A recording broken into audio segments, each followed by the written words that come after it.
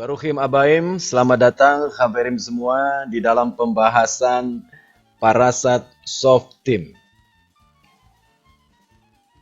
Seperti biasa kita akan mulai dengan mengucapkan berkat sebelum kita belajar Torah. Baruch ata Adonai Elokeinu melech haolam asher kitsanu bemitzvotav vetsivanu la'asok bedivrei Torah. Diberkatilah engkau Adonai Elohim kami, Raja alam semesta, yang telah menguduskan kami dengan perintah-perintahnya dan yang memerintahkan kami untuk menempatkan diri kami, menyibukkan diri kami di dalam pembelajaran Torah. Di dalam merit dari Mesias kami Yesua, mari sama-sama kita katakan Amin. Baruch Hashem. Haberim, kita punya pembahasan semakin menarik, ya Haberim. Hanya dari perkataan Mose, kita belajar dalam tentang Torah. Kita belajar dalam tentang mitzvah. Haberim, di Parasa Sabat lalu, kita diajarkan Israel sebagai anak-anak Elohim harus melakukan apa yang benar di mata Hashem dan tidak boleh bertindak menurut apa yang benar menurut pandangan mereka masing-masing. Juga sebagai Am Segula, sebagai umat kesayangan, Israel harus menjaga diri mereka dari makanan-makanan yang tidak kosher. Dan hal penting lainnya, Israel harus mengingat Pesach, harus mengingat festival yang lain. Karena hal-hal itu berhubungan dengan redemption, berhubungan dengan geulah, berhubungan dengan penebusan. Jadi sama, Israel juga seperti kita yang bergabung dengan Israel, kita juga diingatkan untuk jangan lupa Pesach, jangan lupa bulan Nisan, jangan lupa tentang festival. Karena lewat hari-hari raya orang-orang Ibrani, itu ada hubungannya dengan redemption, ada hubungannya dengan penebusan. Di bulan Elul ini, kita mempersiapkan diri kita untuk masuk di Rosh Hashanah, Yom Kippur, dan Sukkot. Itu semuanya adalah waktu-waktu penebusan yang Hashem sediakan bagi setiap orang yang percaya. Baik Habarim, kita akan lanjutkan pembahasan kita. Kita mulai dari Devarim 16 ayat 18. Devarim 16 ayat 18 dikatakan Softim vesoterim titen lecha bechol searecha asher Adonai Elohecha noten lecha. Hakim-hakim, judges, dan petugas-petugas haruslah kau angkat di segala tempat yang diberikan Hashem Elohimu, Adonai Elohecha noten lecha, yang diberikan oleh Hashem Elohimu kepadamu, menurut suku-sukumu, lisfatecha, menurut suku-sukumu. Mereka harus menghakimi bangsa itu dengan pengadilan yang adil. Kok di sana dikatakan mispat sedek, dengan pengadilan yang benar. Haberim, dari penjelasan Sifrei Devarim, kita diajarkan bahwa ini mengacu pada pengangkatan hakim. Ini mengacu pada sistem peradilan yang harus dimiliki oleh bangsa Israel. Dikatakan mereka harus mengangkat hakim-hakim. Sekalipun bertentangan dengan keinginan mereka. Tetapi ini adalah perintah dari Elohim mereka. Kita akan melihat lebih banyak Haverim tentang hal ini karena tujuan Hasem memerintahkan bangsa Israel supaya mereka memiliki sistem peradilan sendiri adalah supaya mereka benar-benar mengaplikasikan Torah di dalam kehidupan mereka sehari-hari. Ini sangat penting. Dari parasa sahabat kemarin kita belajar bahwa Israel sudah diingatkan, mereka dipilih Hasem dari antara bangsa-bangsa dan Hasem menjadikan mereka Amsegula. Hasem menjadikan mereka umat kesayangan. Sehingga mereka harus melakukan apa yang benar di mata Hasem, bukan benar di mata mereka sendiri. Mereka harus menjauhkan diri mereka dari ilah-ilah asing, menjauhkan diri mereka dari avodazara, menjauhkan diri mereka dari makanan-makanan yang tidak kosher, menjauhkan diri mereka dari praktek-praktek yang tidak sesuai dengan Torah.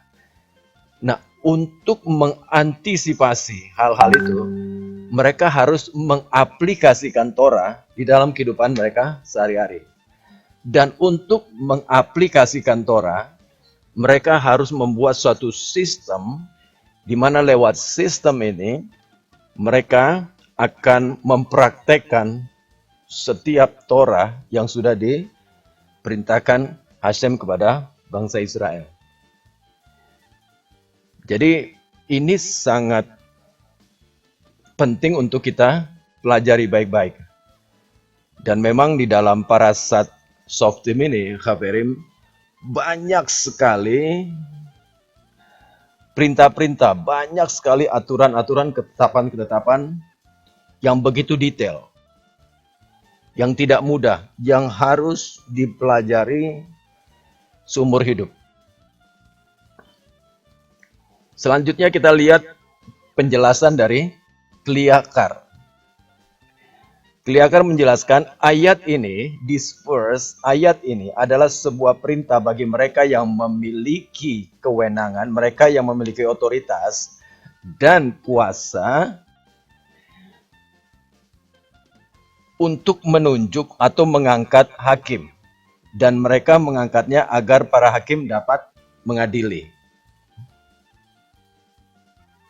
Ini penting. Kenapa?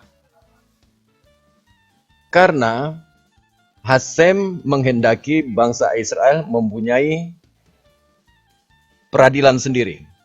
Beda dengan bangsa-bangsa. Nah, nanti kita lihat di waktu-waktu yang akan datang, ya, jadi setelah pembuangan ketika mereka kembali ke Eret Israel, nanti kita melihat tentang institusi yang namanya Beit Din. Kenapa mereka harus membangun institusi Beit Din? Ini mulainya di parasa ini, Haverim. Mereka harus punya sistem peradilan yang berbeda dengan bangsa-bangsa lain. Bedanya apa? Peradilan bangsa Israel, mereka follow Torah. Mereka mengikuti Torah. Ini yang penting. Ya, Haverim ya. Dan Kliakar menjelaskan bahwa mereka yang mempunyai otoritas dan kuasa, kewenangan, mereka harus menunjuk hakim-hakim untuk mengadili. Ini juga diperkuat dengan penjelasan Pirkei Avot 4 ayat 8. Dikatakan bahwa jangan menghakimi sendiri, atau kita tidak bisa menghakimi sendiri. Karena tidak ada seorang pun yang bisa menghakimi sendiri kecuali Hasem. Hanya Hasem yang mempunyai hak untuk menghakimi. Hasem yang paham, yang mengerti tentang bagaimana menghakimi. Jadi setiap individu itu nggak punya hak, nggak boleh menghakimi secara individual sendiri. Sehingga Hasem memerintahkan mereka harus membuat sistem peradilan. Sehingga di sana bisa dilibatkan semua otoritas yang Hasem berikan kepada bangsa Israel lewat Torah. Nah, Pirkei Avot menjelaskan bahwa orang tidak boleh mengadili sendiri, karena itu adalah haknya Hasem. Makanya Hasem bikin satu institusi. Devarim Rabbah juga menjelaskan tentang Pirkei Avot 1 ayat 18. Dikatakan para bijak. Rabbi Simon ben Gamliel mengatakan, jangan mempermainkan hukum. Karena itu adalah salah satu dari 3 kaki dunia. Hukum di sini, ini kita berbicara tentang Torah, ya Kafirim, tentang Torah. Jadi katakan jangan mempermainkan hukum, karena hukum itu adalah salah satu dari 3 kaki dunia. Pirkei Avot 1 ayat 18 menjelaskan bahwa para sages, para bijak, mengatakan atau mengajarkan di dalam Pirkei Avot 1 ayat 18 atas 3 hal. Di atas 3 hal dunia ini berdiri, yaitu law, ini berbicara tentang Torah, truth, sedek, kebenaran, dan shalom. Ini kita sudah belajar, ya Kafirim ya. Tapi kita harus ulangi lagi, karena inilah Judaism. Kita belajar Torah terus diulang-ulang. Jadi kalau ada Kafirim yang baru bergabung, baru belajar parasa ini, ya ini kita belajar sama-sama. Bahwa dunia ini berdiri di atas 3 hal. Yang pertama adalah Torah, yang kedua adalah sedek, kebenaran, dan yang ketiga adalah shalom. Kalau salah satu kaki ini nggak ada, maka dunia ini akan hancur. Kalau tidak ada kebenaran, dunia ini akan hancur. Kalau tidak ada shalom, dunia ini akan hancur. Apalagi kalau tidak ada Torah, dunia ini akan hancur. Karena apa? Karena penjelasan rabbinikal lebih dalam mengatakan bahwa sedek, kebenaran, dan shalom itu datang karena Torah. Jadi kalau Torah nggak ada, semuanya nggak ada, dan dunia ini hancur.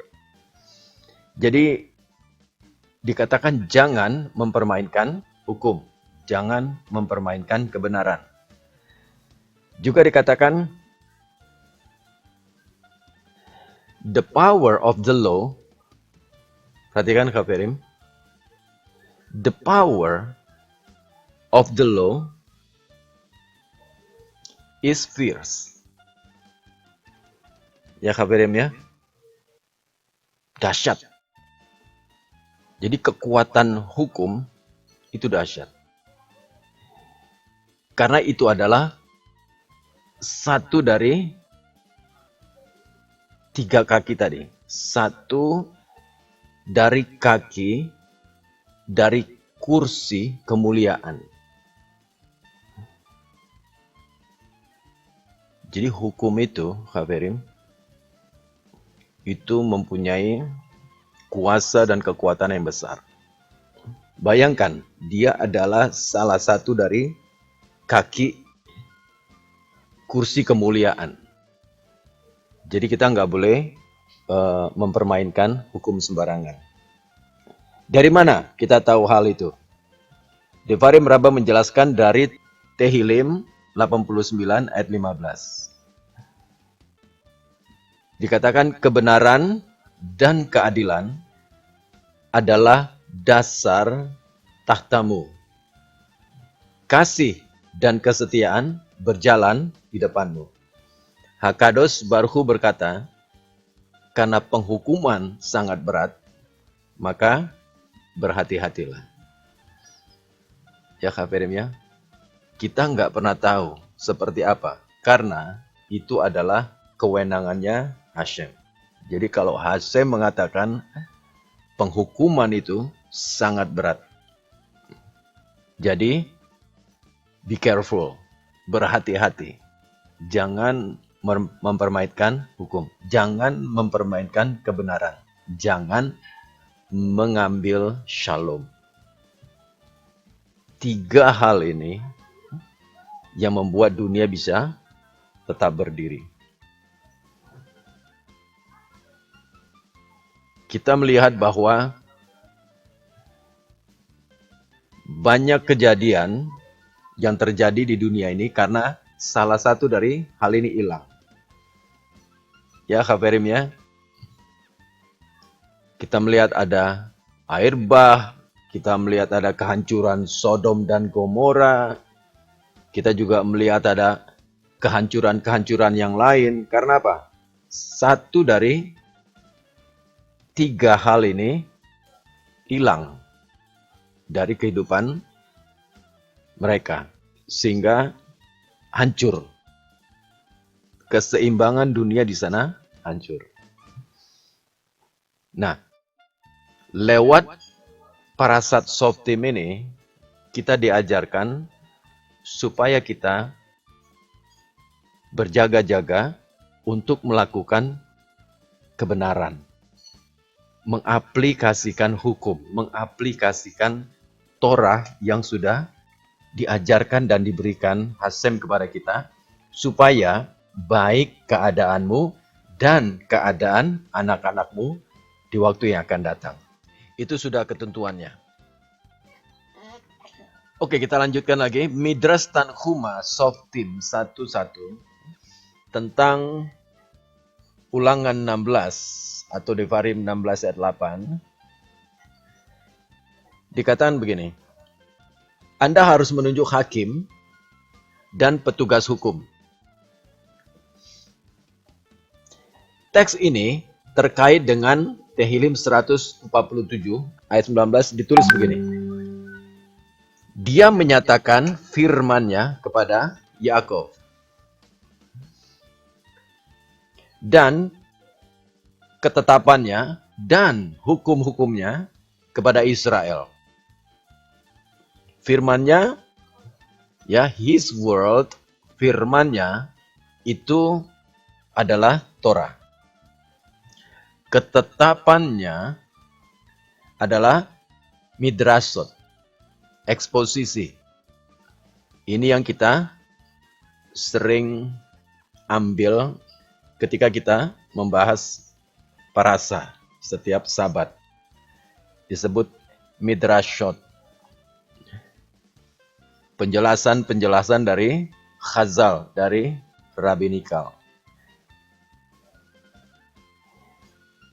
Dan hukum-hukumnya adalah penghakiman untuk Israel.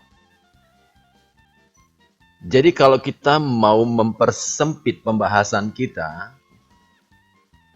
dan kita tujukan khusus kepada bangsa Israel, maka Khaverim, bangsa Israel harus memilih hakim-hakim dan petugas-petugas dan memiliki sistem peradilan sendiri. Karena apa? Karena pertama, Hashem sudah memberikan firman-Nya kepada Yakov. Hashem sudah memberikan ketetapan-ketetapannya dan hukum-hukumnya kepada Israel, sehingga semua itu harus diaplikasikan secara terpadu di dalam satu sistem, satu institusi di tengah-tengah bangsa Israel. Makanya perintah untuk mengangkat hakim dan petugas ini, Khaverim, ini bukan di satu tempat, tapi di setiap gerbangmu, di setiap sukumu. Jadi di setiap kota-kota Israel, di setiap suku-suku Israel, itu mereka harus memiliki sistem peradilan, harus memiliki rumah pengadilan sendiri. Dan di akhir dari penjelasan Midrash Tanhuma ini dikatakan bahwa The Holy One, Hakadosh Baruch Hu, memberikan Torah dan penghakiman itu hanya kepada Israel saja. Lihat Hafirim. Jadi ini benar-benar ditujukan kepada khusus kepada Israel, supaya si Israel membuat sistem peradilan, mengaplikasikan semua ketetapan hukum Torah yang sudah diberikan Hasem kepada Yakov. Nah, jadi kita melihat Hafirim, penjelasan ini menjadi lebih penting. Kelihatan sekali bahwa ini perlu dan sangat penting. Ya Hafirim ya, dan ini sesuatu yang tidak mudah, sesuatu yang kompleks, complicated, sesuatu yang sangat-sangat kompleks, tapi dia dibuat terpadu.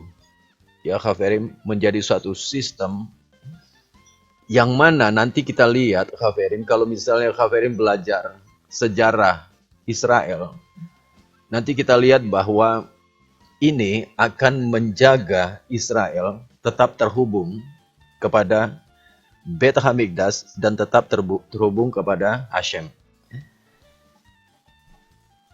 Jadi ada satu sistem peradilan di setiap gerbang, di setiap suku, di setiap kota, dan di Yerusalem itu ada Bet Hamikdash.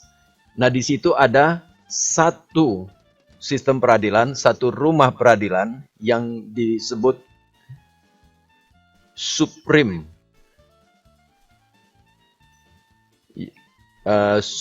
Judgment. Jadi ada satu sistem peradilan yang paling tinggi, itu adanya di Bet Hamikdash. Nanti kita akan belajar di parasat ini.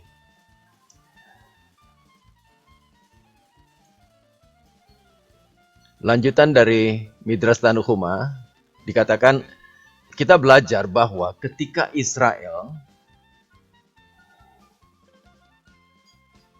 ya ini kita diajarkan, Hafirim, apabila ada seorang Israel dan seorang penyembah berhala, ya di sini disebutkan star worshipping. Jadi seorang kafir, seorang Gentile yang menyembah kepada berhala, mereka berselisih, ya. Mereka bertengkar satu dengan lain. Di sini diajarkan bahwa orang Israel dilarang untuk menyelesaikan pertengkaran mereka itu di dalam peradilan bangsa-bangsa. Dikatakan, it is forbidden for Israel to say to the Gentiles, go with me to your court. Itu sangat dilarang. Israel tidak boleh menyelesaikan perseteruan mereka, menyelesaikan pertikaian mereka itu di rumah pengadilan bangsa-bangsa. Nggak boleh. Oleh sebab itu, mereka harus punya rumah peradilan sendiri. Ya, Hafirim.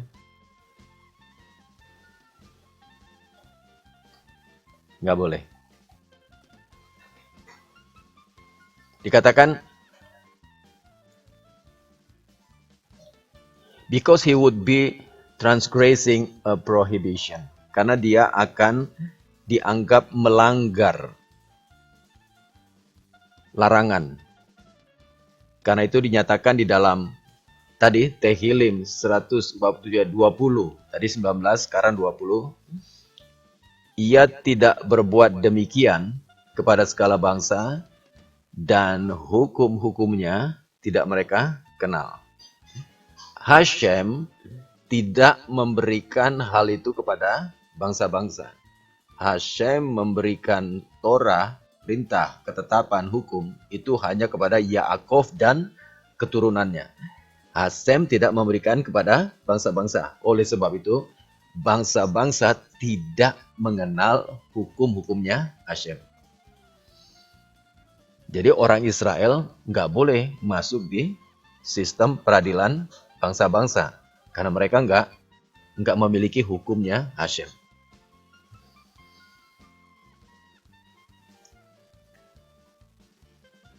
Ya, Khabarim ya.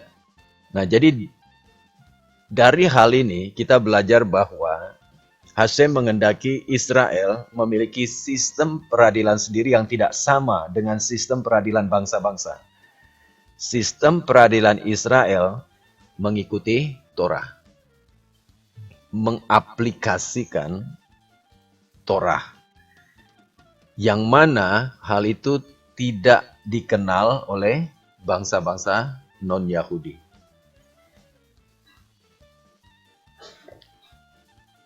Kita bisa lihat lebih lanjut, Khabarim,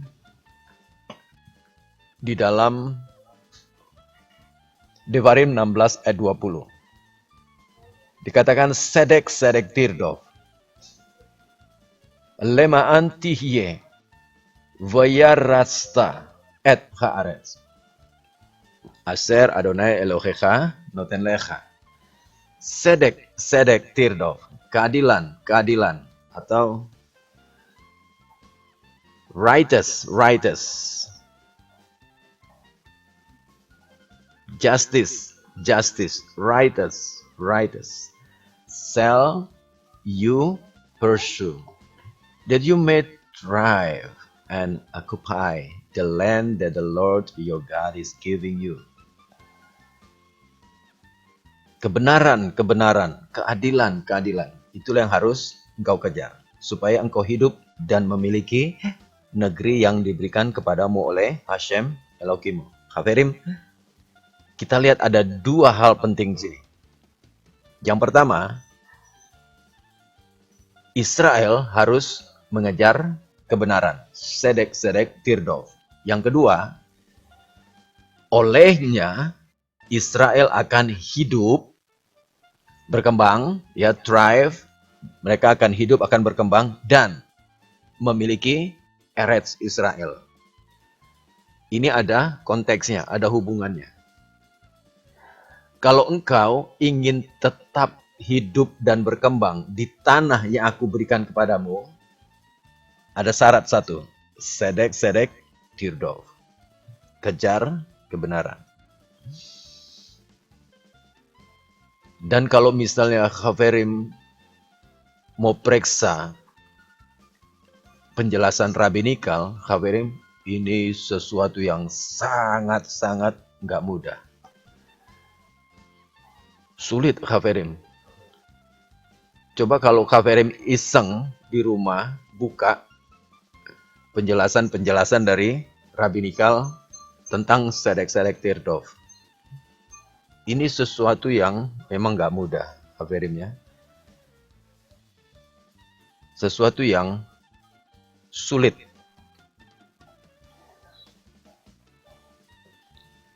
Kita lihat dulu di dalam Pirkei Avot. Tadi kita udah belajar di atas 3 hal dunia ini berdiri. Torah, Sedek, dan Shalom. Dan di dalam Yirmeyahu 23:6 dikatakan, bukankah kebenaran itu Hashem sendiri?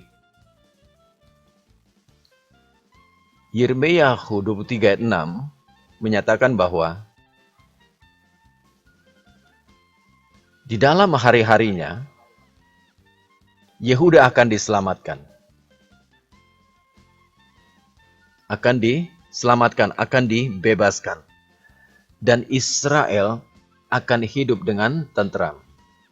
Dan inilah namanya yang diberikan kepadanya. The Lord is our righteousness. Ini judul pembahasan Parashat Shoftim yang saya berikan di sini.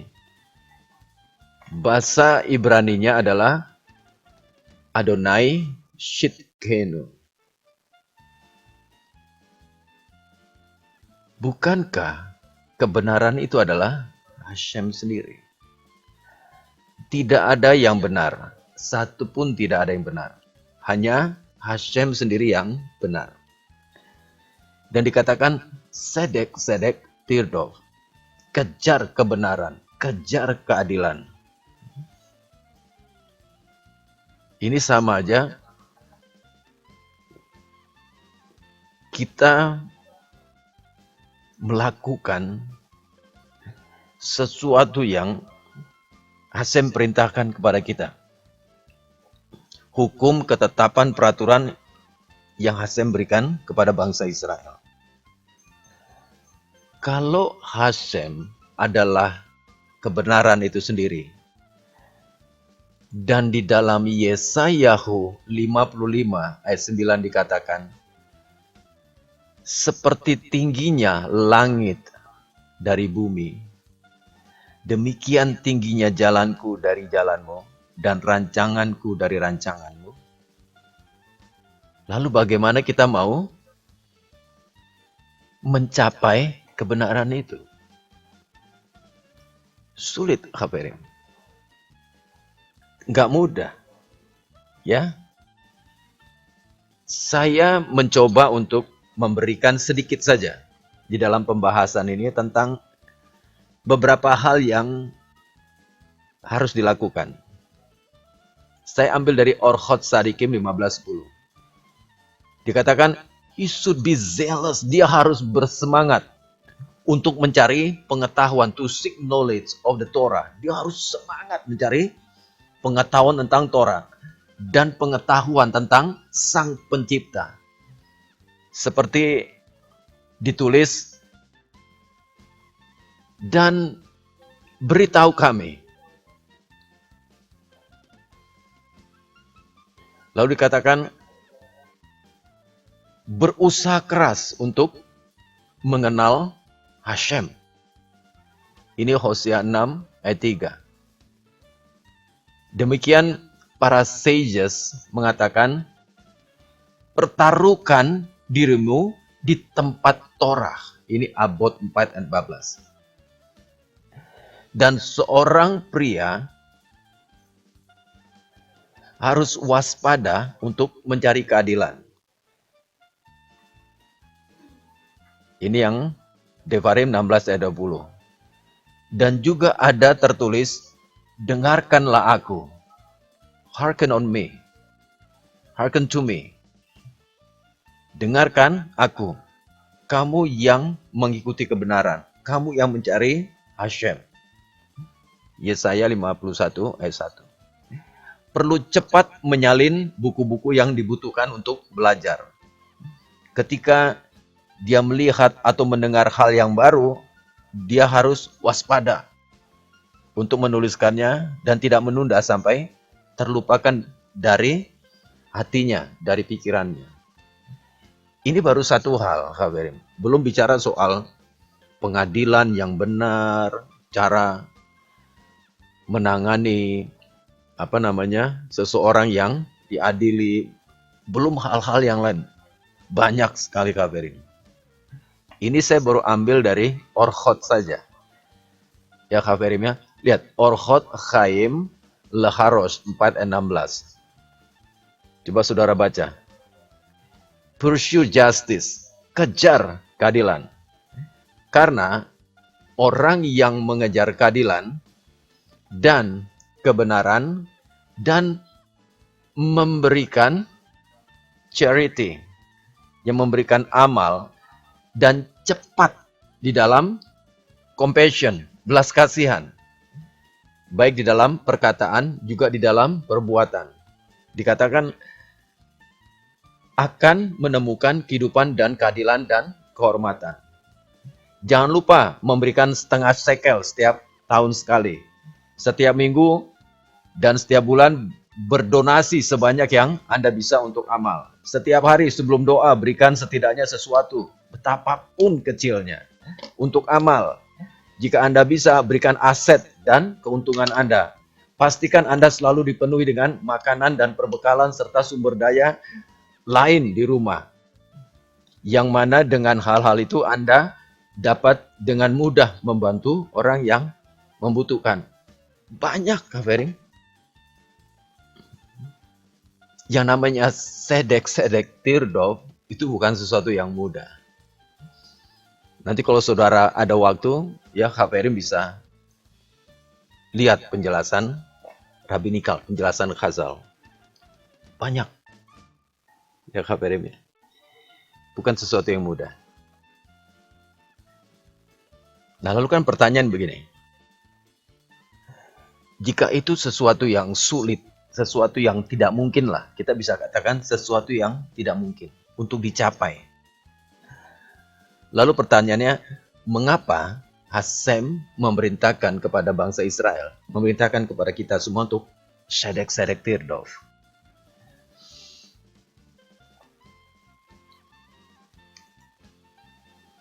Sedek tirdof. Ini kita sudah belajar, ya Kak Ferim ya. Tetapi kita belajar terus supaya apa? Supaya kita praktek. Kata Ibrani tirdof, kejar, ya, to pursue, to chase, untuk mengejar. Ini dari kata radaf. Radaf. Nah dikatakan huruf Ibrani taf di dalam kata tirdof itu artinya adalah proses.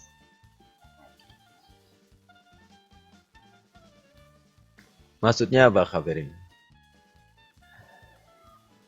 Jadi Hasem tidak melihat hasil akhirnya. Perhatikan baik-baik. Hasem tidak melihat hasil akhir. Karena Hasem tahu, ini hal yang sulit, yang sukar, yang tidak mungkin dicapai selama kita ada di dunia ini. Dan belum ada hasil akhirnya. Itu yang perlu diingat.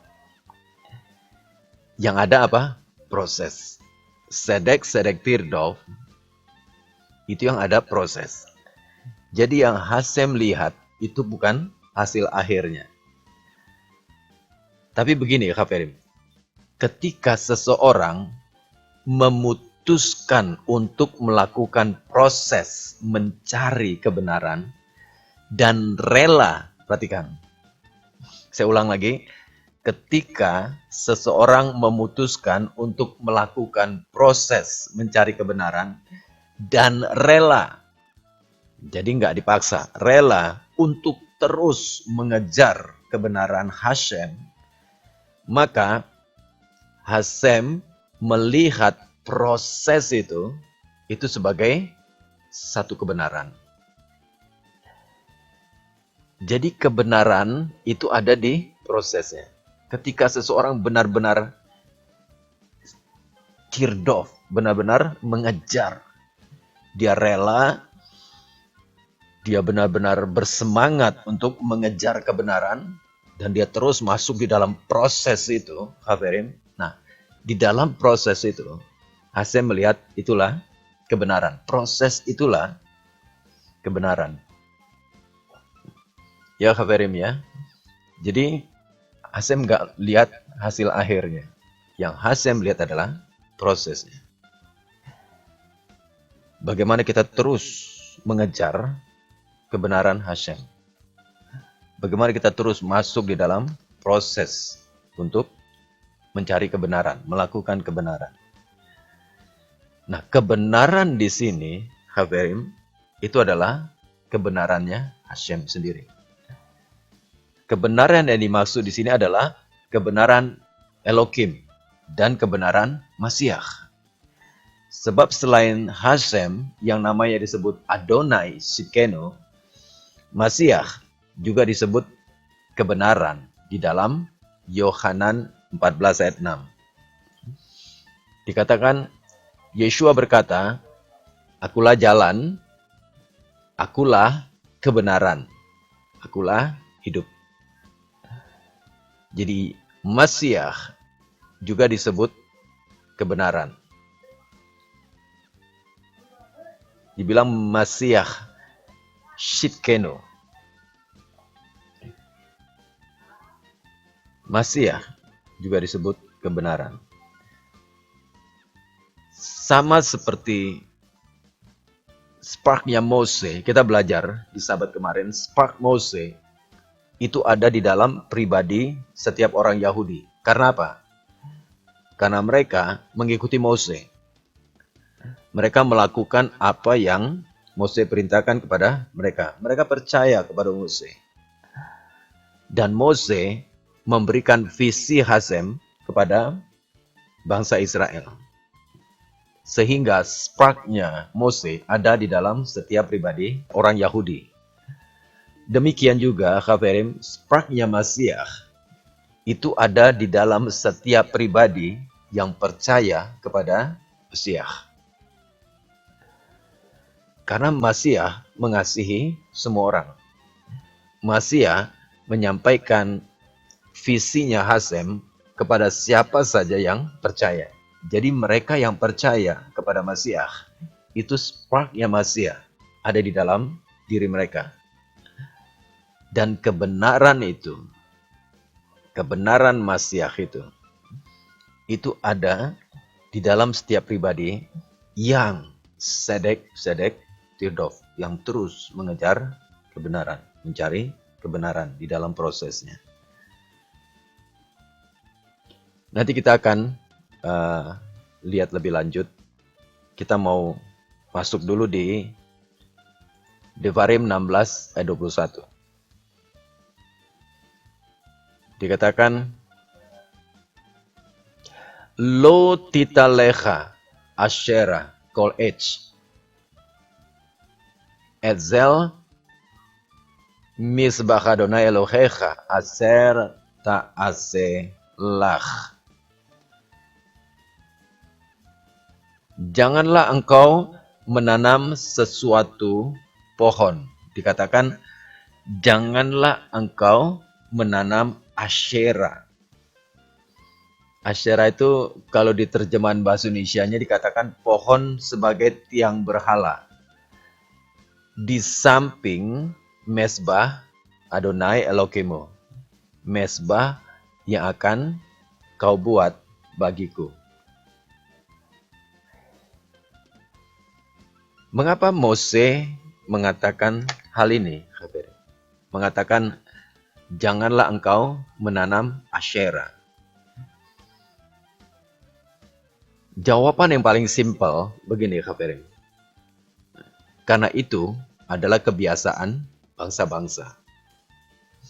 Itu adalah kebiasaan bangsa-bangsa non-Yahudi. Membangun Asyera di dalam tempat-tempat ibadah mereka. Nanti kita akan pelan-pelan melihat hal ini, Khafirin. Kita mau lihat dulu dari Iskuni.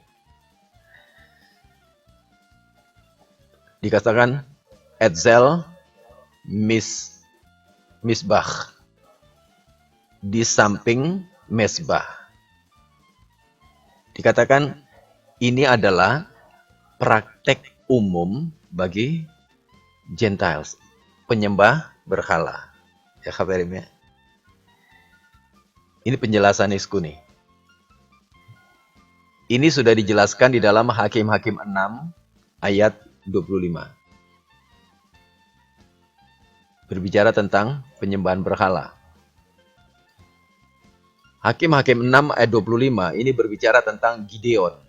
Gideon, papanya Gideon, Khafirin, itu adalah penyembah berhala. Papanya Gideon, ini dia punya tugu-tugu berhala. Kalau kita baca di dalam Shoftim 6 ayat 25, bahasa Ibraninya itu jelas. Ya, dikatakan va'et misbah haba'al asher le'avicha, lalu va'et Ha-a-shera. Aser alaf.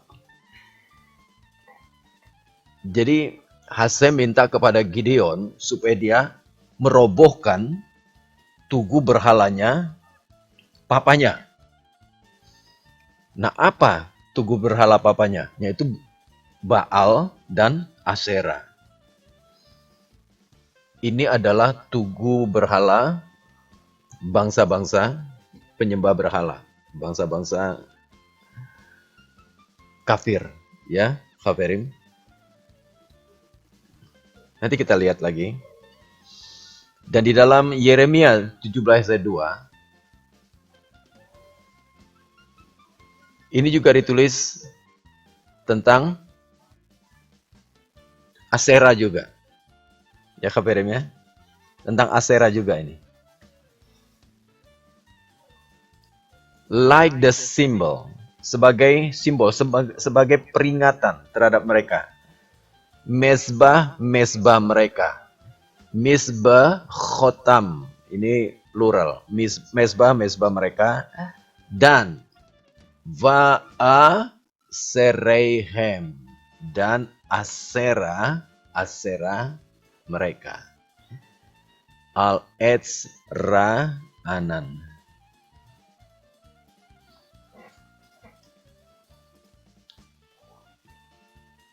Jadi, kenapa tidak boleh? Karena itu adalah kebiasaan bangsa-bangsa pagan, bangsa-bangsa yang menyembah berhala. Di parasa yang lalu, parasat Re'e, kita belajar tentang kita tidak boleh mendengarkan nabi-nabi yang berbicara tidak atas dasar kebenaran. Dan di sini kita belajar lebih dalam lagi, ya kafirin ya, tentang Sedek Tirdof dan disandingkan dengan Asher. Ini menarik nih kafirin. Saya berikan dulu beberapa penjelasan tentang ayat ini. Kenapa tidak boleh membangun Asyera? Di dalam Avodah Zarah, ini masih ada hubungan dengan hakim tadi. Ya, siapapun yang menunjuk atas komunitas seorang hakim yang tidak layak, unfit untuk posisinya, untuk jabatannya, dianggap seolah-olah dia menanamkan Asyera di antara orang-orang Yahudi. Perhatikan kafirin. Penjelasan yang pertama, ini masih tentang hakim. Penjelasan tentang engkau tidak boleh menanam Asyera. Ini berbicara tentang bangsa Israel tidak boleh memilih hakim yang tidak fit, yang pengetahuannya kurang.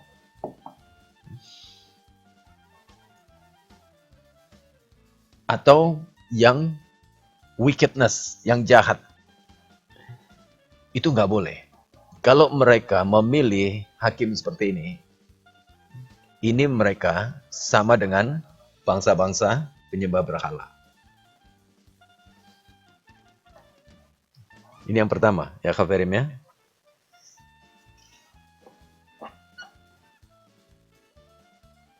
Kalau kita melihat penjelasan dari Baal Haturim, kata Asyera itu gematrianya 506. Ini sama dengan hakim yang tidak pas. A judge who is not fitting. Hakim yang tidak pas. Enggak. Kalau bahasa marketplace-nya tuh wrong man on the wrong place atau wrong man on the right place. Jadi orang yang enggak pas. Itu kalau dilihat dari gematrianya. Jadi Asyera itu gematrianya 506, itu sama dengan a judge who is not fitting. Bahasa Ibraninya Dayan Seaimo Hagon. Gematrianya sama. Ya.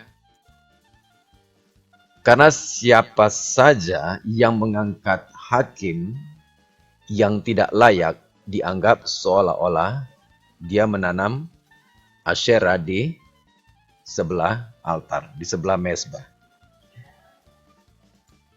Yang kedua, dikatakan Asyera atau pohon apapun di sebelah mezbah, di sebelah altar. Menurut Baal Haferim, ini gematrianya 894. Ini sama dengan kalimat wicked near righteous. Kejahatan di sebelah kebenaran. Ini nggak boleh, Haferim. Tidak boleh ada gelap dan terang di satu tempat. Makanya kenapa Asyera ini dilarang.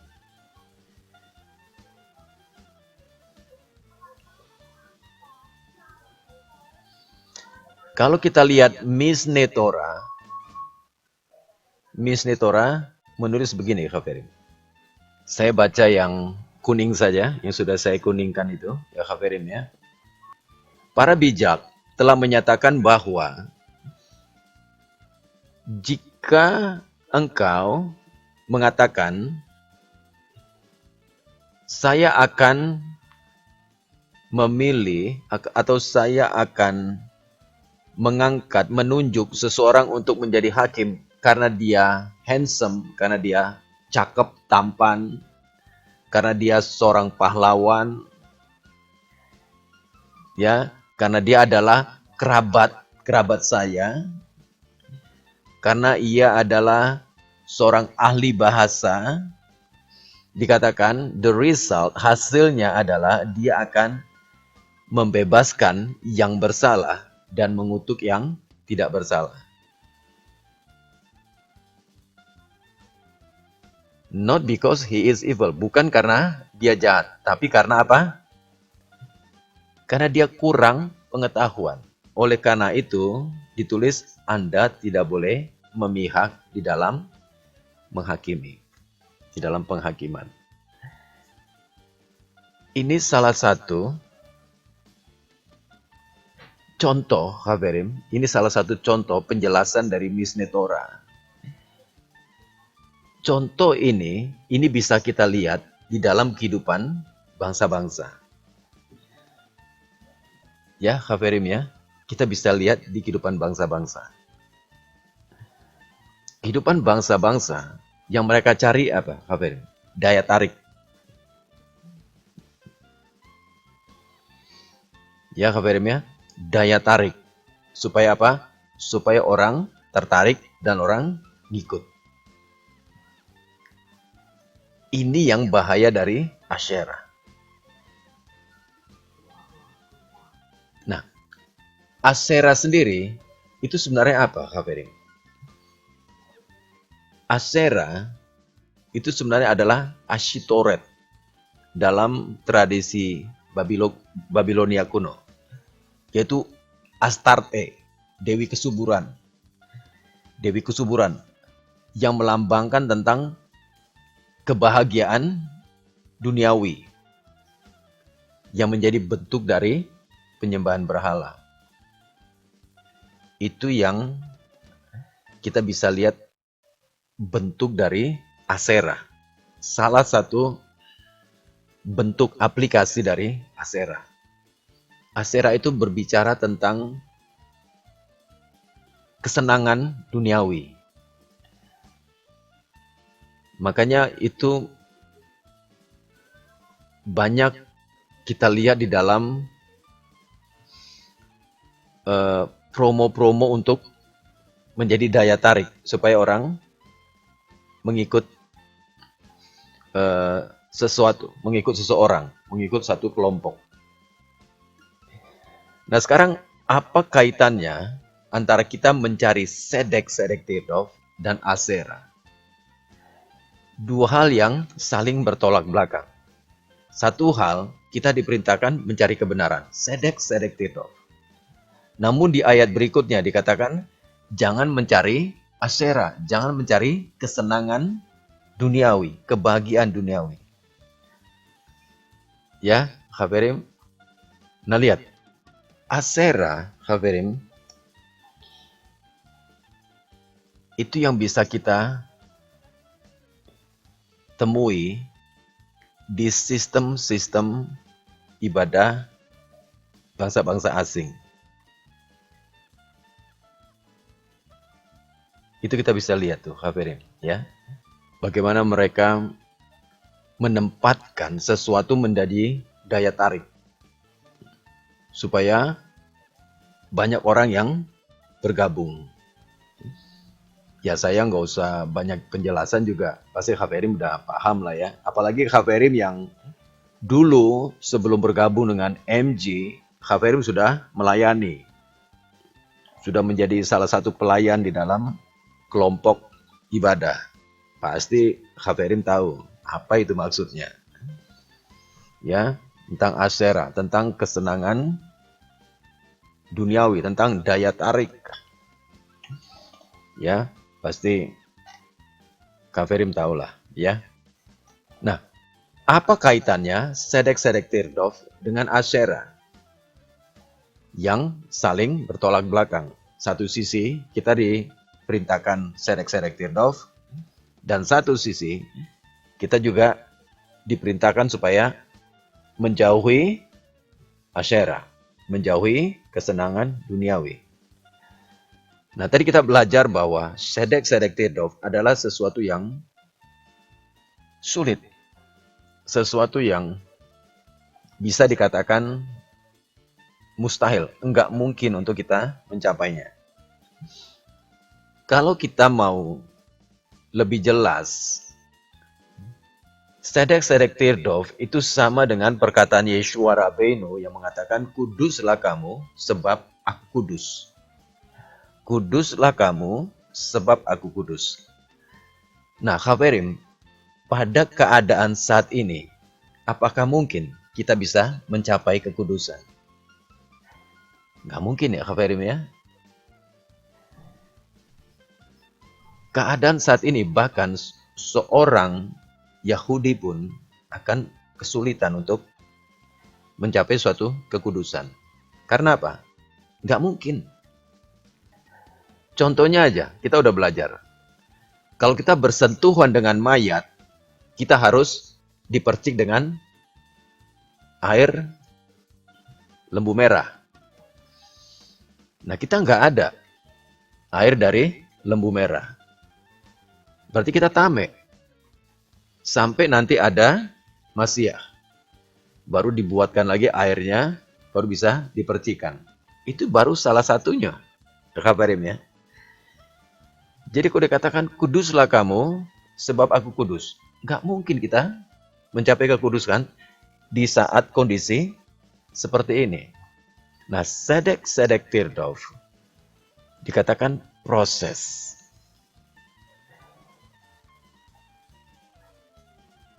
Kita terus masuk di dalam proses. Masuk di dalam proses untuk mengejar kekudusan, mengejar kebenaran, mengejar keadilan. Jadi masih proses, Haverim. Hasil akhirnya kapan? Nanti.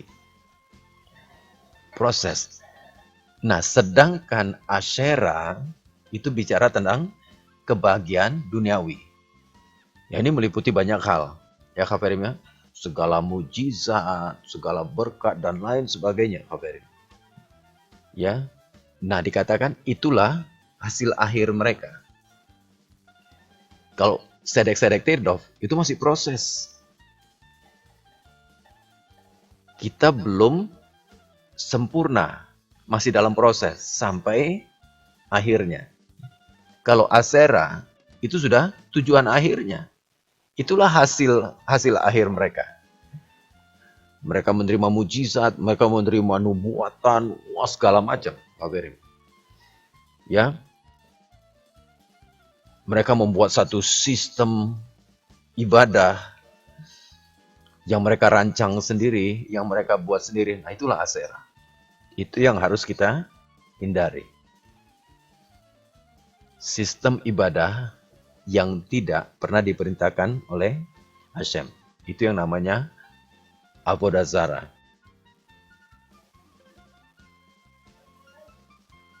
Itu yang harus kita hindari. Ya, Khaverim ya. Yang harus kita lakukan adalah sedek tirdov. Kebenaran-kebenaran itu yang harus engkau kejar. Dan itu adalah proses sampai Masiah datang. Proses yang harus kita lakukan dengan segenap hati kita, dengan semangat, dengan segenap kekuatan kita. Dikatakan bechol levavka, ubechol nafsecha, ubechol me'odecha. Dan proses itu adalah kebenaran yang Hashem lihat di dalam kita. Belum ada hasil akhirnya.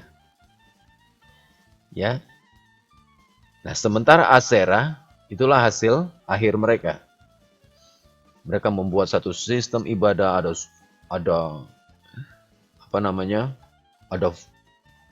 semua orkestranya ada di sana. Semua mujizatnya ada di sana. Semua nubuatannya ada di sana. Seolah-olah mereka udah fullness semuanya. Tapi Avodah Zarah. Kita tidak boleh mencari yang demikian.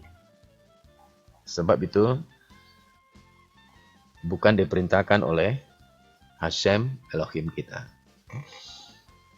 Tugas kita adalah terus mencari kebenaran. Terus melakukan mitzvah semampu yang bisa kita lakukan dengan sukacita. Jadi kalau Khaverim melakukan sebuah mitzvah, Khaverim harus mencapai sukacita untuk melakukan mitzvah itu. Tidak boleh dalam keadaan sedih atau terpaksa. Jadi lakukan dengan sukacita. Kalau saudara mengerti akan konsep, prinsip ini, maka saudara akan bersukacita. Salah satu yang membuat kita tidak bersukacita adalah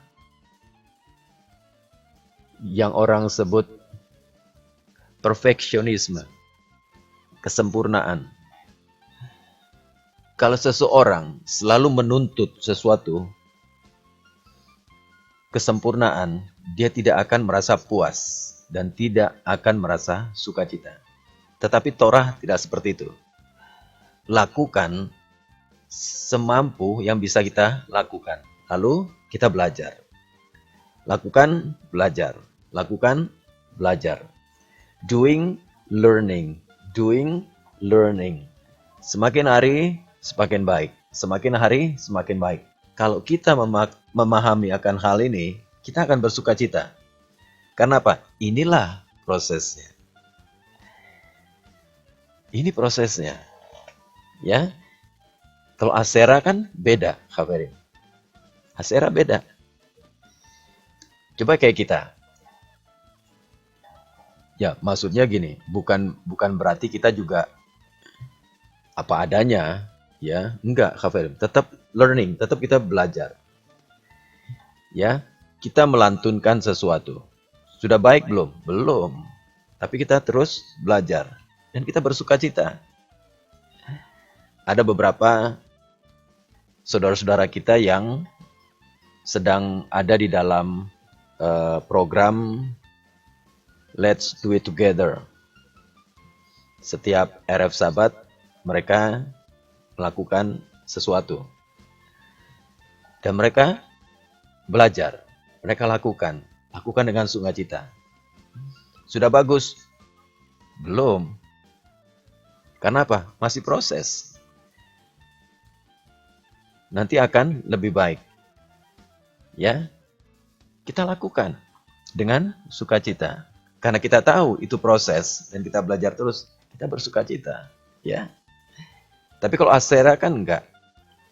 Ya. Kalau Asera begini, kita harus cari yang terkenal, yang nyanyinya sudah bagus, yang sudah terkenal. Bila perlu, artis kita cari untuk menaikkan pujian. Ya sudah tahulah, Hafirim ya, sudah tahu. Nanti bagian ini kita sensor aja. Yaitu kira-kira perbedaan dari Sedek-Sedek Tirdow dan Asera. Ingat Hafirim ya, doing, learning. Doing, learning. Seseorang menerima mitzvah belajar hanya ketika dia melakukan mitzvah. Jadi seseorang yang doing, dia juga mendapatkan perintah untuk belajar. Sebab seseorang yang tidak melakukan, dia tidak mendapatkan perintah untuk belajar. Nangkep ya, Hafirim ya? Mereka yang mendapatkan mitzvah untuk belajar, hanya mereka yang melakukan.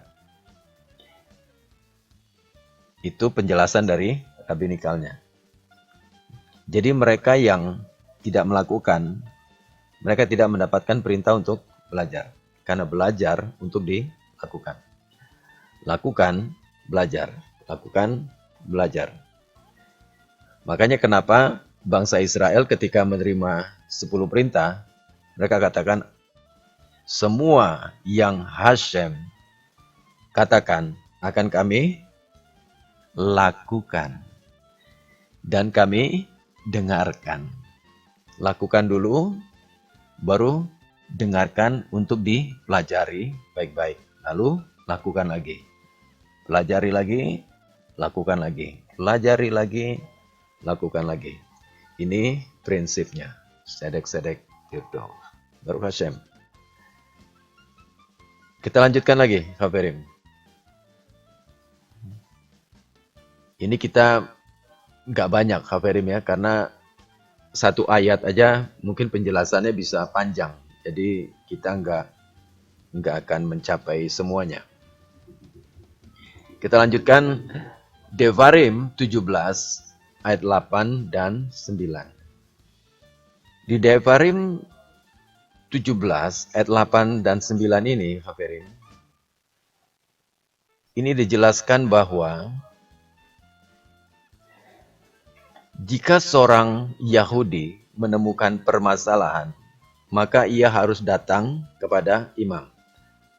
Ya, dikatakan V'kamata v'aleta et hamakom asher yivachar Adonai Elohecha bo uvata el hakohanim.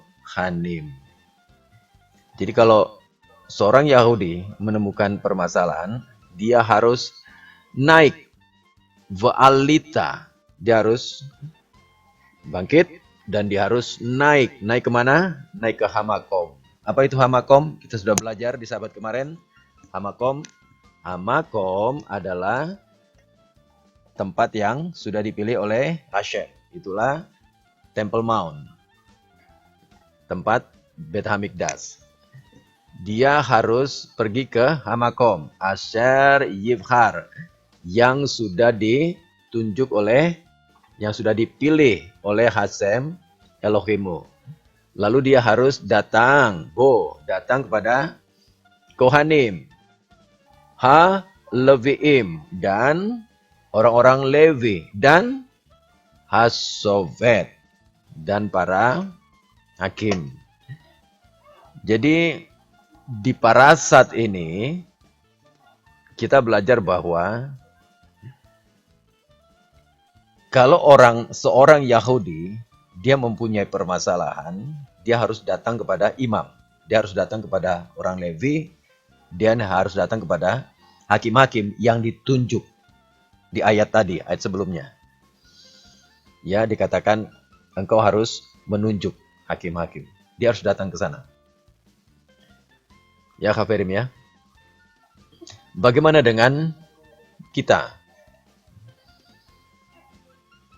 Kita yang sudah bergabung dengan Israel, kita yang sudah gerim, sama. Kalau kita memiliki persoalan, khususnya persoalan tentang halakha, persoalan tentang avoda, persoalan tentang hari-hari raya, persoalan tentang ibadah-ibadah harian, tefilah harian, nah itu kita harus tanya kepada pemimpin-pemimpin Yahudi yang sudah dipilih. Kalau di ayat ini, Kohen, Levi, dan para imam. Ya, Khafirim ya. Ini kan,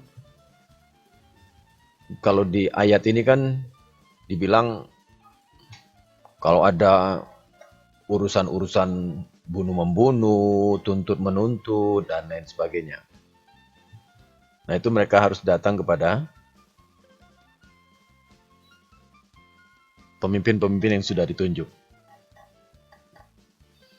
Nah, pertanyaannya, kalau sekarang kemana? Kohen udah nggak ada.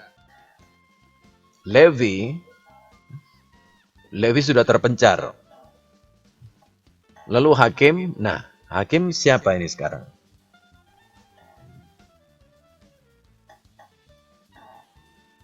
Hafirim, sekarang ini institusi yang ditunjuk untuk menangani hal ini disebut namanya institusi rabbinikal. Jadi sejarahnya begini, kita ulang lagi ya, Hafirim, singkat saja. Oral tradisi yang diberikan kepada Mose itu diteruskan oleh Yehosua. Dari Yehosua itu diteruskan ke para tua-tua atau para hakim-hakim. Dari tua-tua, dari hakim-hakim itu diteruskan ke nabi-nabi. Di zaman nabi-nabi, Khabarim, bangsa Israel berdosa. Lalu mereka dibuang. Ya, dibuang ke Babilonia. Lalu dari Babilonia dilanjutkan lagi ke Media Persia. Nah, di Media Persia, bangsa Israel di bawah kepemimpinan Mordekhai dan Esther, mereka menang. Mereka yang tadinya mau dibunuh, Hasem kembalikan, dan mereka bisa mengalahkan musuh-musuh mereka, mereka menang. Lalu Mordekhai yang adalah orang Ibrani menjadi pemimpin, menjadi supervisinya mereka. Esther itu menjadi ratu. Lalu anaknya Esther secara otomatis dia orang Yahudi, dia menjadi raja. Lalu apa yang terjadi? Ini adalah masa keemasan orang-orang Yahudi di exile. Mereka menjadi sukses dalam bisnis, sukses di dalam pekerjaan, bahkan mereka sukses di dalam pemerintahan. Karena apa? Rajanya orang Yahudi, anaknya Esther. Ya, lalu supervisi mereka Mordekhai. Jadi mereka sukses. Lalu apa yang mereka bikin? Mereka membuat institusi. Ada institusi yang mereka buat. Ada 3 institusi. Ada Beit Din, ada Beit Midras, ada Beit Tevilah. Nah, ketika Ezra kembali, mereka pulang ke Eret Israel, 20% bangsa Israel yang ngikut Ezra. Nah, institusi ini dilanjutkan di Eret Israel. Ketika mereka pulang, mereka membangun Bet Hamikdash, dan mereka melanjutkan institusi tadi. Ada Bet Din, ada Bet Tefillah, ada Bet Midrash. Bet Midrash ini bahasa Yunaninya sinagog. Nah, secara singkat, Haverim, dari institusi ini, maka muncullah yang namanya rabi-rabi, rabinikal. Nah, rabi-rabi inilah yang percaya penuh kepada Bet Hamikdash dan juga percaya penuh kepada sinagog sebagai institusi untuk mereka mengaplikasikan Torah secara komplit. Nah, lalu ada satu golongan yang disebut Perushim atau Farisi. Golongan Farisi adalah golongan yang sangat-sangat berpihak kepada Bet Hamikdash, juga berpihak kepada sinagog. Mereka adalah golongan rabinikal. Mereka yang meneruskan tradisi dari Mose.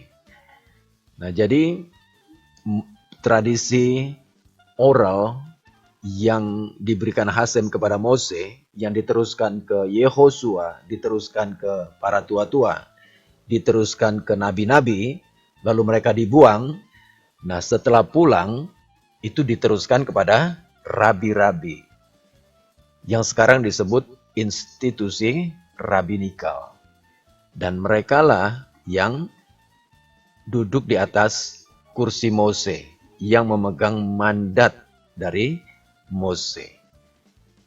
Nah, jadi pertanyaan tadi, saat ini bangsa Israel kalau punya permasalahan, lalu mereka bertanya ke siapa? Jawabannya, Haverim sudah tahu, ke institusi rabinikal. Jadi institusi rabinikal saat ini merekalah yang memegang semua tradisi oral dari Mose.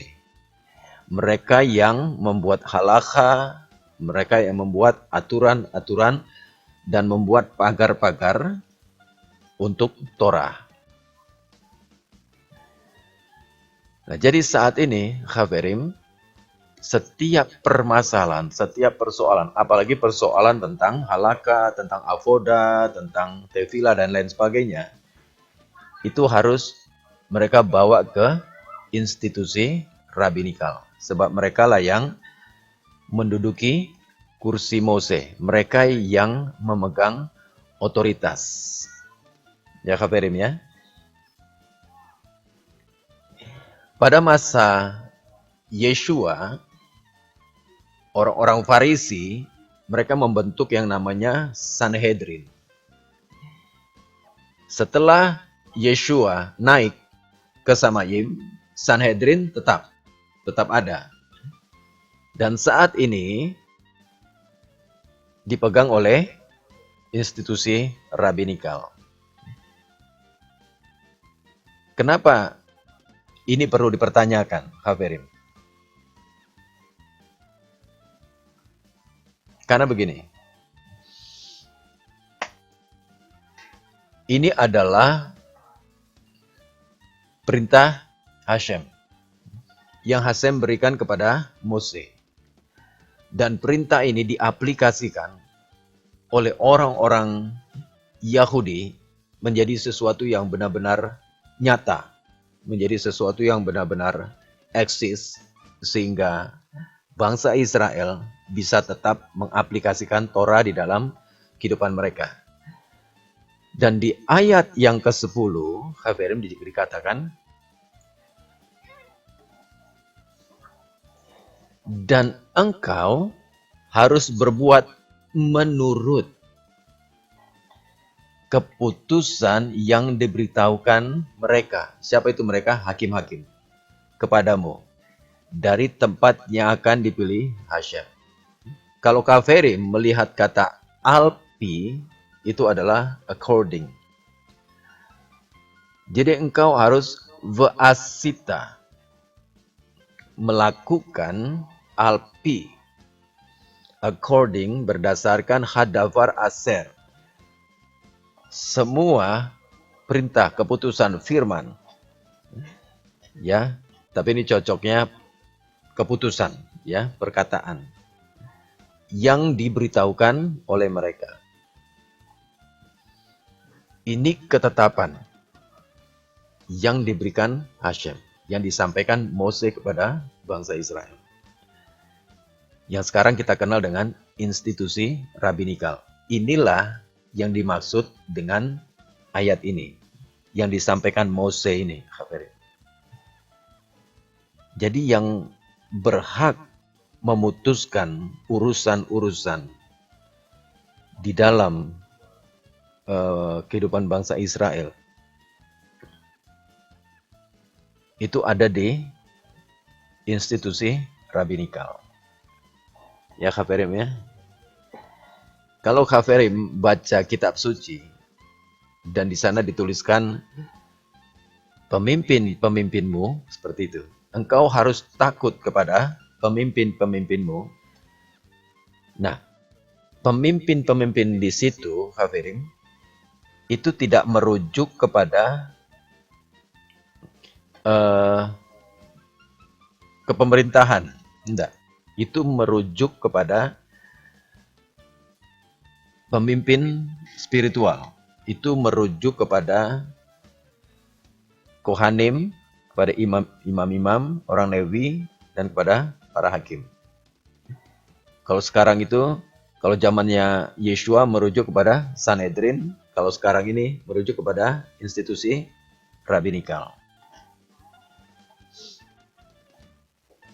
Jadi dikatakan, dan engkau harus berbuat menurut keputusan yang diberitahukan mereka kepadamu dari tempat yang akan dipilih Hashem. Engkau harus melakukan dengan setia segala yang ditunjukkan mereka kepadamu. Artinya apa, Khaverim? Kita tidak boleh memutuskan sendiri. Gak boleh, Khaverim. Ya.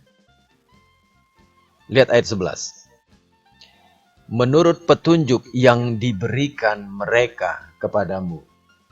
Di sini kalau bahasa Indonesia, kalau kita lihat teks bahasa Indonesianya dikatakan menurut petunjuk yang diberikan kepada mereka. Tetapi kalau kita lihat bahasa Ibraninya, alpi, hat-Torah.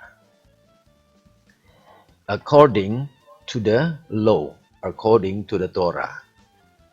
Jadi berdasarkan Torah yang mereka ajarkan kepadamu dan berdasarkan kepada keputusan yang diberitahukan kepadamu. Jadi lihat Khaverim ya, harus berdasarkan hukumnya Adonai Elohim kita. Dan ayat 12 dikatakan, nah lihat Khaverim.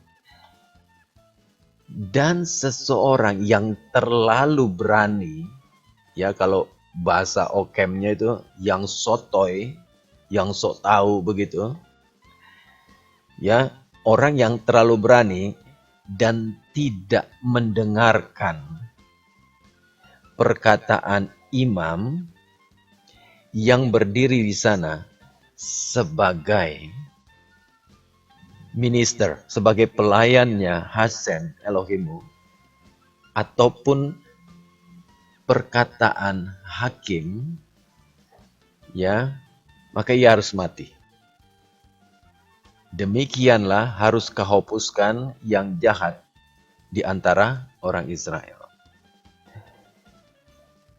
Jadi kalau kita mau mempersempit pembahasan kita, Khaverim, kalau kita ada persoalan tentang avoda, tentang halakha, tentang ibadah, tentang sabat, tentang hari-hari raya, itu kita harus tanya ke Rabi. Makanya orang asing yang goyim yang bergabung kepada Israel, dia harus disupervisi oleh seorang rabi Yahudi. Maksudnya di sini. Jadi kalau ada hal-hal yang dia tidak paham, dia harus tanya kepada supervisinya, rabinya. Dan rabi akan memberitahukan kepada mereka apa yang Torah ajarkan kepada mereka. Apa yang Hasem ajarkan kepada bangsa Israel. Nanti itu akan diajarkan oleh rabinya. Dan dikatakan, seseorang yang terlalu berani, yang sok tahu, lalu dia memutuskan sendiri, dia bikin caranya sendiri, dia melakukan dengan caranya sendiri, dikatakan orang ini harus dihukum mati. Supaya apa? Supaya dijauhkan segala yang jahat dari antara orang Israel. Supaya dihapus, exterminate. Supaya dihapus semua yang jahat dari antara orang Israel. Maka jadi saya katakan, lakukan semampu yang kita lakukan, lalu belajar. Yang belum tahu, kita nggak lakukan. Kita belajar, nanti kita tahu, kita lakukan lagi.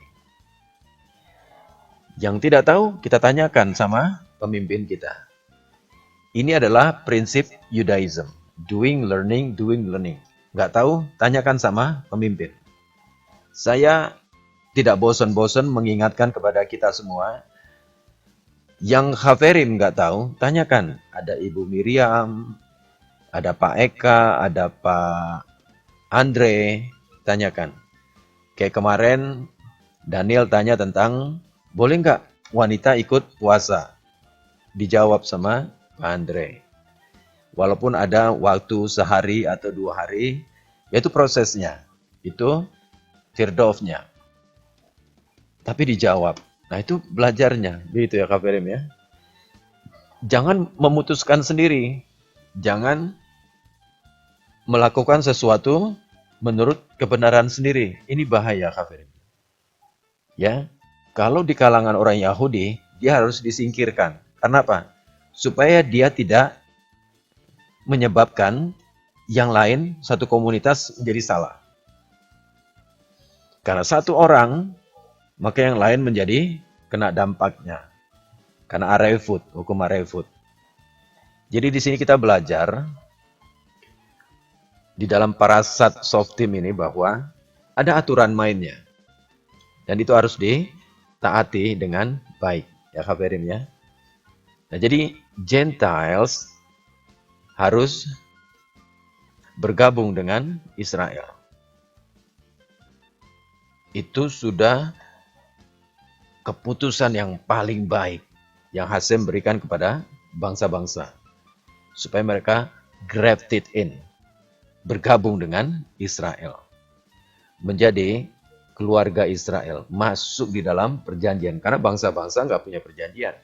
Yang punya covenant itu punya hanya bangsa Israel. Bangsa-bangsa tidak memiliki covenant. Yang memiliki covenant hanya bangsa Israel.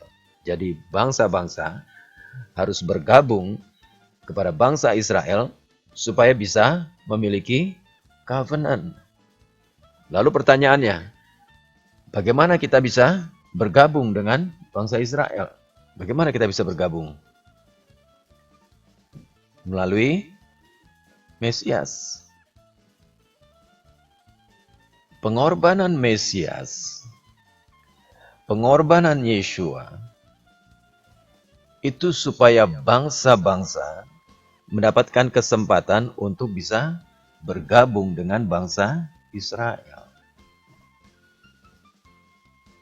Khaverim, saya mau ingatkan di sini bahwa pengorbanan Yeshua tidak serta-merta membawa bangsa-bangsa asing masuk ke Asamayim. Tidak. Itu bukan prosesnya, itu bukan prinsipnya. Yeshua mati supaya kita masuk ke dalam surga. Oh bukan. Yeshua menebus bangsa-bangsa supaya apa? Supaya bangsa-bangsa bisa bergabung dengan Israel.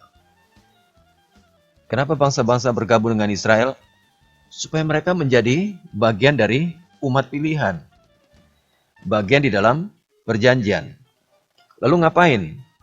Lakukan mitzvah bersama dengan bangsa Israel. Supaya apa? Supaya mengalami pengudusan dan penebusan. Itu dia Khaverim. Itu maksud dari pengorbanan Yeshua. Khususnya bagi bangsa-bangsa. Dan juga kepada orang-orang Israel yang sudah keluar dari komunitas. Ditebus lagi sama Mesias, sama Yeshua. Supaya apa? Digabungkan lagi. Makanya Paulus bilang, kalau engkau sudah diambil dari cabang liar dan digabungkan kepada bangsa Israel, jangan sombong. Karena apa? Itu bukan kekuatan kita, bukan karena kebaikan kita, bukan karena kehebatan kita, tapi karena kasih karunia Hashem.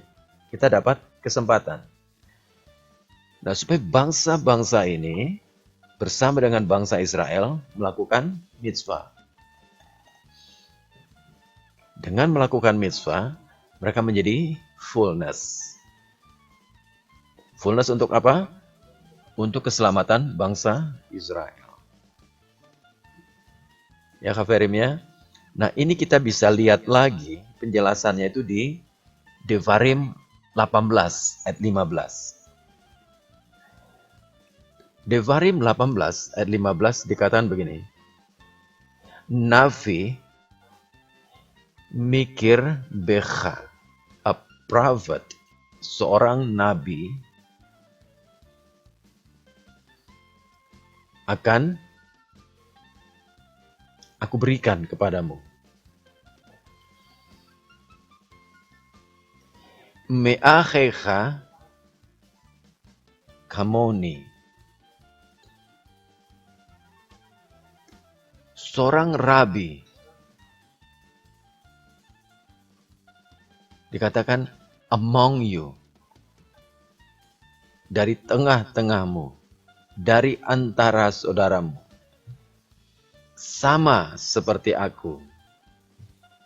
Akan dibangkitkan bagimu oleh Hashem Elohim. Dialah yang harus kamu dengarkan. Ini sangat menarik nih Khaverim. Kalau Khaverim yang sudah belajar parasat, Khaverim sudah tahu ini berbicara tentang siapa. Tapi ini menarik Khaverim. Menariknya begini. Tadi saya sempat menyinggung tentang bangsa-bangsa asing yang bergabung kepada bangsa Israel. Kenapa hal itu berlaku seperti itu, Khaverim? Karena di dalam Yudaism kita belajar bahwa penebusan itu ada dua, Khaverim. Redemption, Geulah, itu ada dua. Ada penebusan awal dan ada final redemption. Final redemption ini masih proses. Kita baru mengalami penebusan awal. Semua termasuk bangsa Israel baru mengalami penebusan awal. Jadi ada dua redemption. The first redemption dan final redemption. Final redemption-nya nanti itu di eranya Mesianik, eranya Mesias. Nah, karena ada dua Geulah, ada dua redemption, maka ada dua Goel, ada dua penebus. The first Goel Penebus yang pertama adalah Mose Rabbeinu. Mose, dia sudah membawa bangsa Israel keluar dari Mesir, masuk di Sinai, menerima Torah, menjadi Am Segula, menjadi umat pilihan Hashem. Ya, ingat Haverim, Israel menjadi sebuah bangsa yang utuh dan menjadi umat pilihan Hashem secara nasional, secara bangsa, itu di Gunung Sinai. Dan itu dibawa oleh Mose. Makanya Mose disebut the first Goel. Dia penebus pertama. Nah, lalu penebus, the last Goel, penebus terakhir, itu dikatakan harus sama seperti Mose. Kita bisa lihat dari ayat ini. Ya, dikatakan like unto me. Aku akan membangkitkan lagi di antaramu seorang nabi yang seperti aku. Ya, kita bisa lihat di dalam Targum. Targum itu adalah cara yang lebih mudah untuk membaca Tanakh. Ya, Haverim ya. Kita lihat di Targum Onkelos. Dikatakan Neviah mi beinach.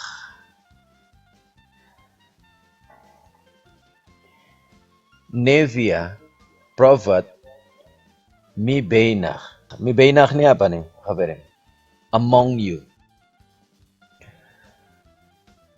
Prophet among you. Dari antara engkau. Jadi nabi yang akan dibangkitkan Hashem itu bukan dari bangsa-bangsa, tapi dari antara bangsa Yahudi. Ya Haverim ya. Dari antara orang Yahudi.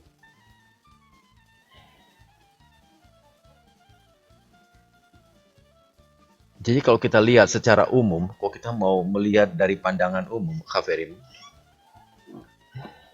nabi, yang disebut prophet di dalam Tanakh, di dalam Yudaism, saudara, itu harus dari antara orang Yahudi. Jadi nabi itu bukan Gentiles, bukan dari Gentiles, tapi dari antara orang Yahudi. Tolong perhatikan, Haverim.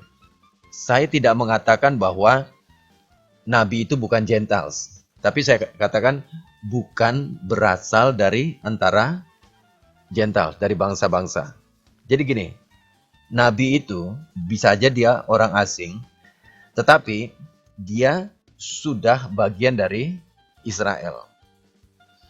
Karena kita tahu ada juga nabi-nabi yang bukan asli orang Israel, tapi dia sudah menjadi bagian dari Israel.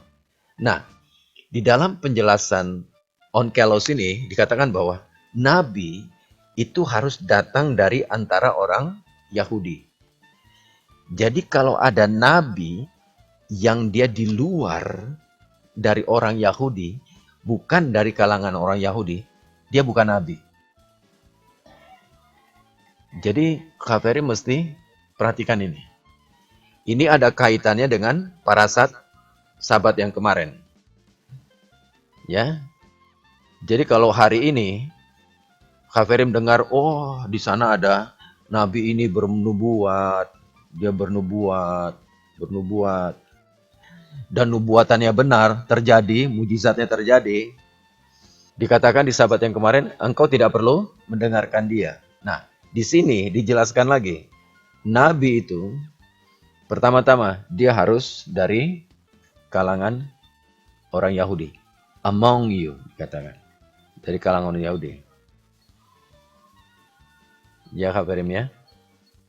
Bahkan kalau kita melihat lebih jauh, Haverim, di dalam Devarim 18 ini, kalau Haverim lihat di ayat 10 dan ayat 11, itu dikatakan jika seseorang tidak berbicara sesuai dengan Torah Hashem, Mose mengingatkan, dikatakan, janganlah engkau mendengarkan dia. Dia bukan dari Hashem. Nah,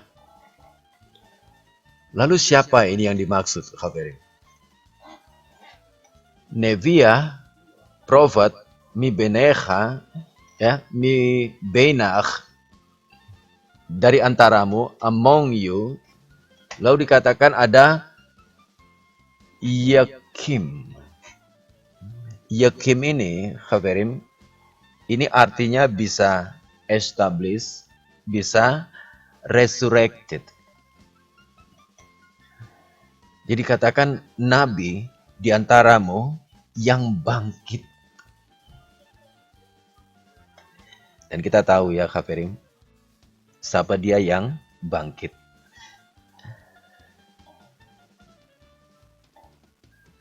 Mose berbicara tentang Masiah. Masiah yang akan menjadi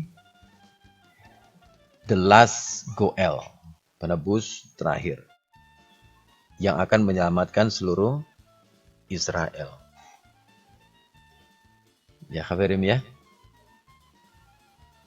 ini sesuatu yang sangat luar biasa buat kita yang percaya kepada Hashem, percaya kepada Torah, dan percaya kepada Masiah. Sebab Mose juga berbicara tentang Masiah. Bahkan Mose tidak mengucapkan cuma di satu ayat. Ayat ini diulang lagi. Di ayat 15, Mose mengucapkan ini, dan di ayat 18, diulangi lagi. Ya, Khabirim ya.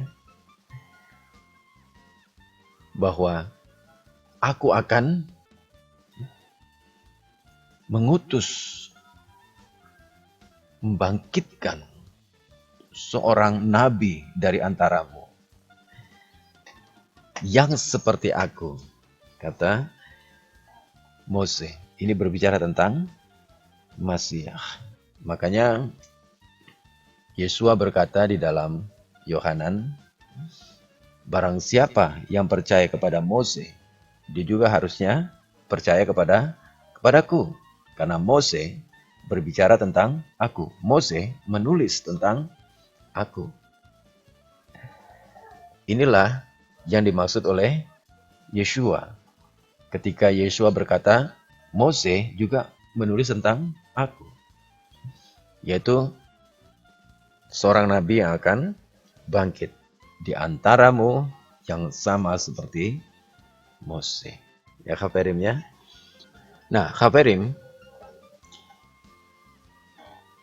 jika ada seseorang nabi yang tidak berbicara sesuai dengan Torahnya Hashem,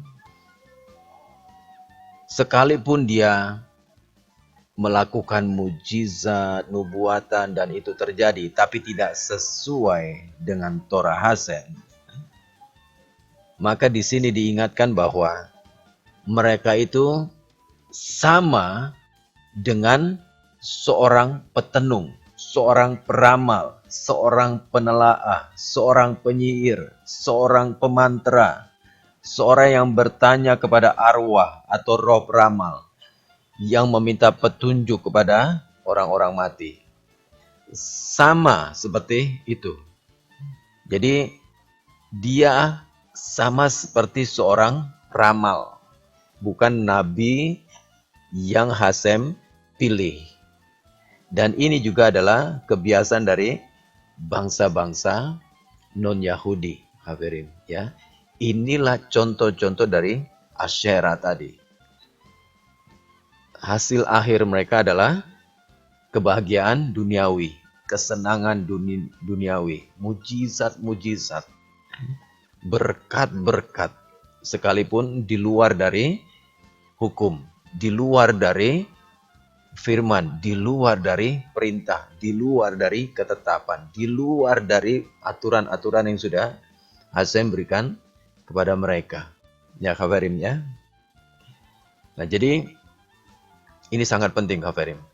Sahabat, kemarin kita sudah belajar tentang nabi-nabi yang mengajak untuk menyembah kepada ilah-ilah asing. Gak usah kita dengar. Dan kalau ada juga nabi-nabi yang tidak berbicara sesuai dengan Torahnya Hasem, ini juga tidak boleh kita dengarkan. Devarim 20 ayat 17 dan 18. Ini berbicara tentang penumpasan. Jika engkau menduduki tanah atau memasuki tanah itu, kalau ada orang-orang yang kotanya jauh, yang pemukimannya jauh, maka engkau bisa membunuh semua prianya dan wanita bisa diamankan dengan catatan-catatan tertentu. Tetapi terhadap, perhatikan saudara, tetapi terhadap orang Het, orang Amori, orang Kanaan, orang orang Feris, ya, orang Peris, orang Hewi, orang Yebus,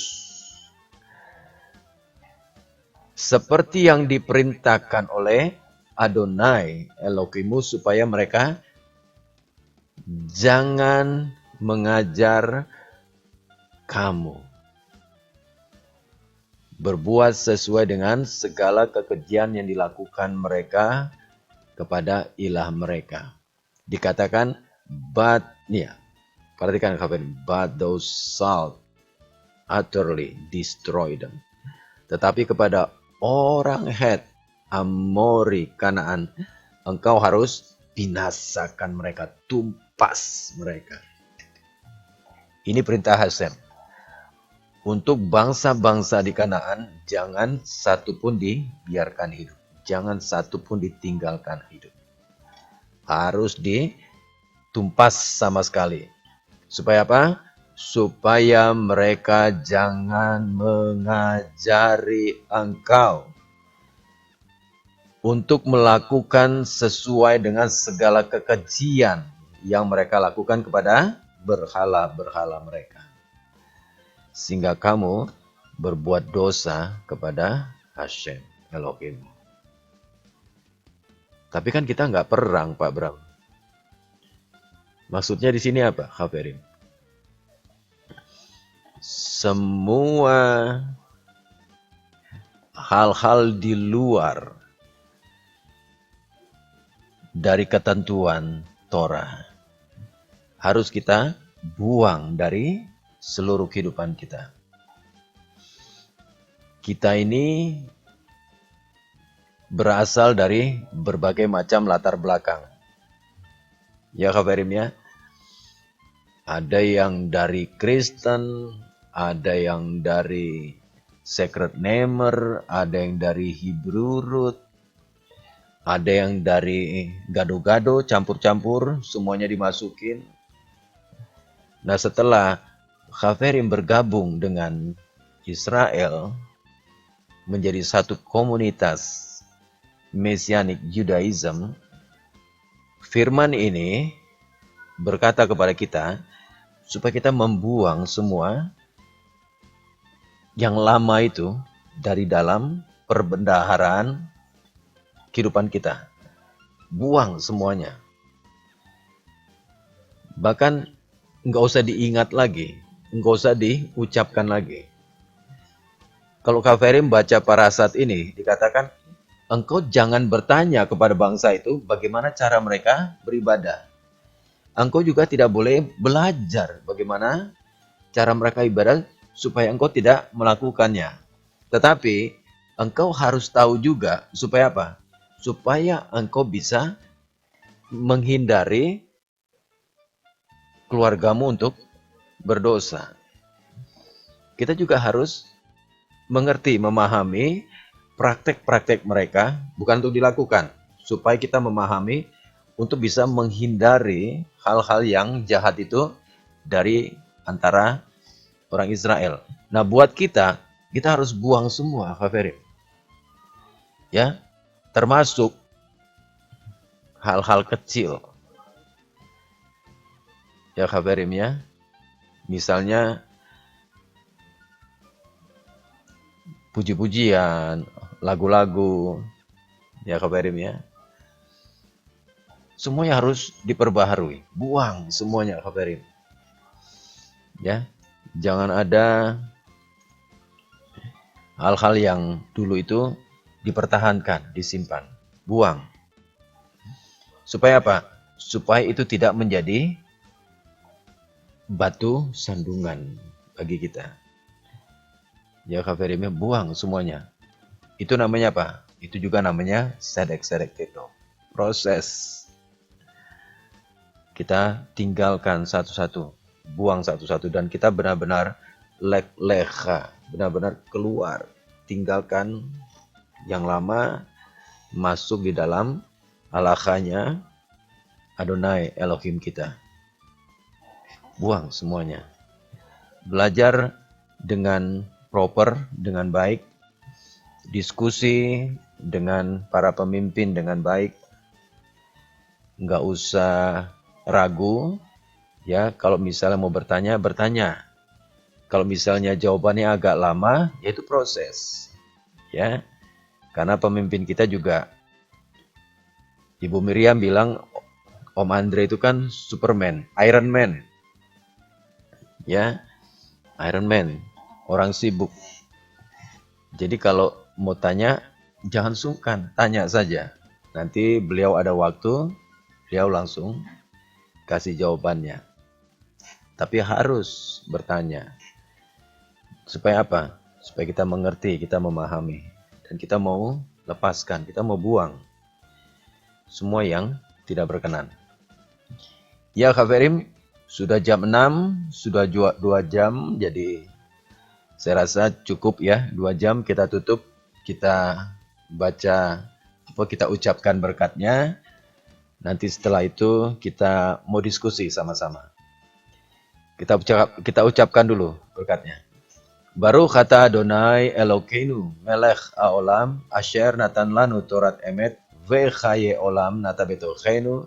Baruch atah Adonai noten haTorah. Diberkatilah engkau Adonai Elohim kami, Raja alam semesta, yang telah memberikan kami Torah kebenaran dan memberikan hidup yang kekal di tengah-tengah kami. Diberkatilah engkau Adonai Sang Pemberi Torah. Di dalam merit dari Mesias kami Yeshua. Sama-sama kita katakan Amin. Amin.